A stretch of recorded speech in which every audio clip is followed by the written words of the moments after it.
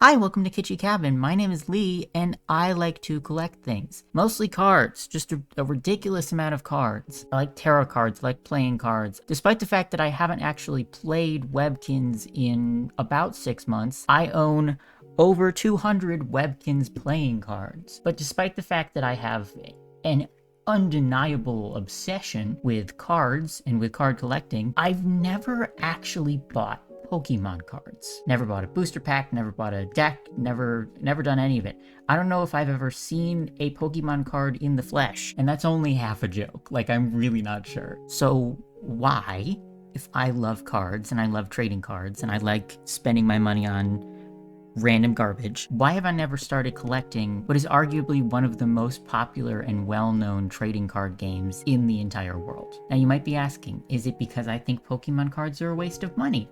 Yes, but I also think that my Alice in Wonderland playing cards are a waste of money, and my Buffy the Vampire Slayer tarot deck are a waste of money, and that the Scott Pilgrim board game that's been sitting next to my desk unopened for a literal month is a waste of money. Everything in my collection is a waste of money. Pokemon cards, just like any other collectible or trading card or whatever, don't really provide you with a return on investment. They don't improve your life in any practical, tangible way, because that's not what collectibles are for. Collectibles are for collecting, and in a kind of way, they're not a waste of money, because collecting them makes me very happy. But also they are a waste of money, because I will never make any of that money back. But do I think that Pokemon cards are any more of a waste of money than any other trading card?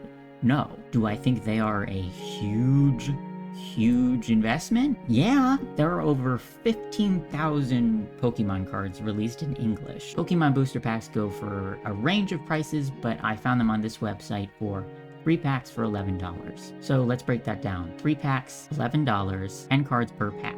You need to buy 1,500 packs just to get 15,000 cards, and that's assuming none of them repeat, which is mathematically impossible, but let's continue with that. If you spent $11 per every 3 packs, you would end up spending $5,500. That's like an absurd amount of money, and you definitely wouldn't finish your collection just from that, because that's assuming that you don't get any repeat cards, which is crazy. You always have repeats, so realistically, you'd have to spend a lot more than that to finish your collection. And that kind of brings up a question for me of what's the point of a collection that you can't ever finish? Because even if you did spend all that money, even if you bought every pack, all the Pokemon cards, even if you had everything, they're gonna put some new ones out pretty soon. Game Freak likes to crank out new Pokemon pretty frequently, what with new games coming out at a ridiculous rate. So as soon as you finish your collection, there's another 50 new Pokemon to collect? Continue ad infinitum forever, because at this rate, I can just assume they're never ever going to stop making Pokemon games. So yeah, realistically, Pokemon cards are a collection that you can never finish. So putting aside the goal of most collectors, I would say, which is to finish your collection, what is the point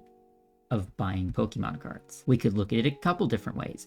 One, you could say, well, I like playing the game. Now, I've never met, heard of, or talked to a single person who knows the rules of the Pokemon card game, but maybe you are the first person on Earth, and maybe you have found one other person who knows how to play that card game, and maybe you've gotten married and had a bunch of children named after various Pokemon. Then yeah, maybe you're buying Pokemon cards to keep up with the changing game mechanics, to add to your deck. That's what trading card games are arguably made for, is building a deck to win the game. Option number 2, you are collecting Pokemon cards because you don't really care about finishing your collection, and you just like the pretty pictures of Pokemon. That is valid as hell. So option number 3, maybe you like that it can't ever be finished. I am a person who, if I start a collection, I need to be able to finish it. I need a clear end in sight. And that's really the reason I've never and will never buy Pokemon cards, because I know that I would get addicted to it. And if I started collecting Pokemon cards, I would have to pour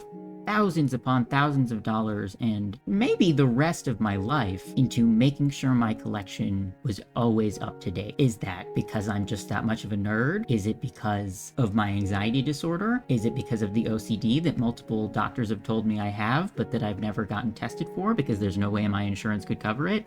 Who knows? But if you're not like that, and you're not like me and you don't have this compulsive need to finish a collection, maybe the chase is kind of the point. On a smaller scale, I do get that. When I first got into trading cards, I remember I was sitting on my couch and I was opening the packs, and I turned to my partner and said, I understand why people like gambling now, because it's so exciting opening up a new pack and having no idea what you'll have. Pack after pack after pack, you finally open one that has that super rare variant you've been looking for, and it's fantastic.